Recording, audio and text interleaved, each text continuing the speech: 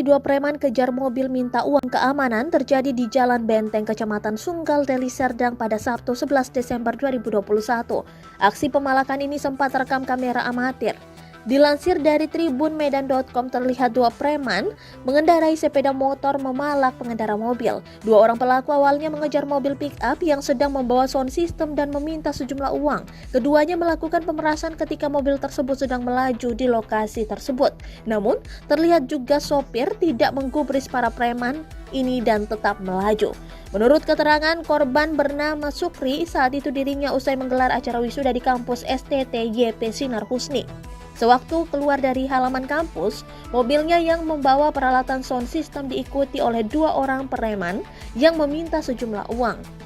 Kejadiannya kemarin sekitar jam 2 siang sehabis acara wisuda di STT Sinar Husni, kami dipalak preman minta uang rokok, kata Sukri dilansir dari tribunmedan.com Minggu 12 Desember 2021. Ia mengungkapkan bahwa selama ini menggelar acara wisuda di kampus, tidak pernah ada yang meminta apapun. Sukri menjelaskan para preman ini juga sempat memecahkan kaca spion mobil lantaran tidak diberikan uang.